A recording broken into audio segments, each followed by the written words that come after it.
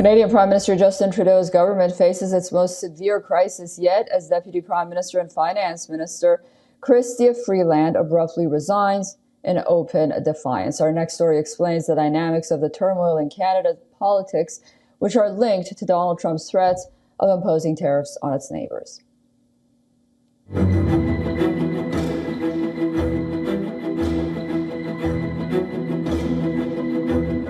Justin Trudeau is facing his most critical moment as a high-stakes rebellion threatens to dismantle his political framework. It's obviously been an eventful day. It's not been an easy day. Trudeau's closest ally, Deputy Prime Minister and Finance Minister Chrystia Freeland's scathing resignation letter accuses Trudeau of prioritizing costly political gimmicks over confronting Trump's trade tariff threats. The timing couldn't be worse, with Canada's economy on the edge and Trump threatening a 25% tariff. Trudeau's government scrambles for a coherent response.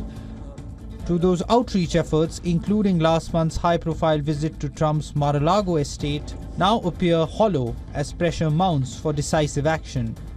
Canada's opposition parties are united in their call for Trudeau's resignation, intensifying speculation about the government's survival. The Prime Minister has lost control, yet he clings to power. He's lost control of immigration, lost control of the borders, lost control of spending, deficits, inflation, housing costs. Trudeau has already weathered 3 no-confidence motions since September, but Freeland's defection strengthens calls for a snap election. The premiers of all 13 provinces meeting in Toronto at the time of her announcement underscored the urgent need for stability and cooperation as the nation faces economic uncertainty.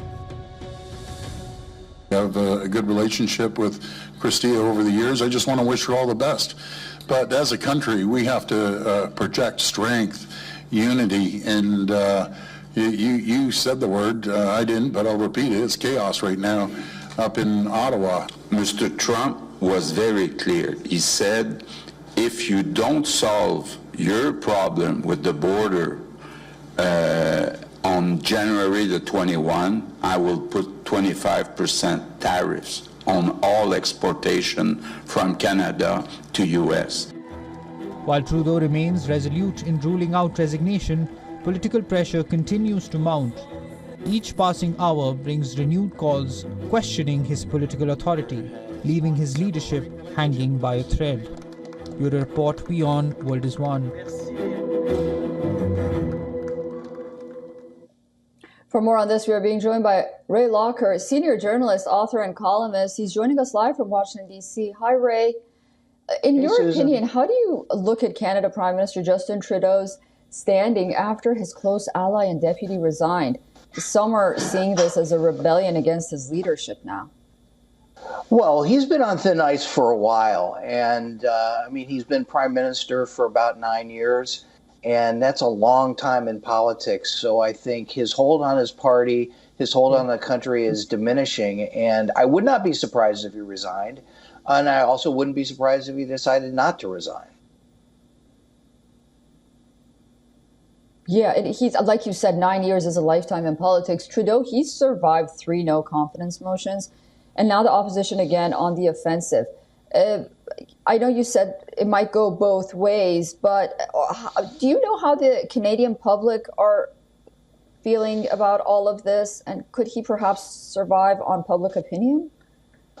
I really don't think so. I mean, he's been declining in popular support in the polls that I've seen. And again, I don't live in Canada, so I'm not that intimately familiar with it. But he has been dropping in the polls. They lost a recent by-election in a relatively safe Liberal Party seat in Quebec recently. That's not a good sign. That's never a good sign. And so I think his expiration date may be coming up sooner rather than later. I see. And some say at the heart of this political drama is those tariff threats from Donald Trump. How do you see the situation panning out in the course of maybe the coming days and weeks?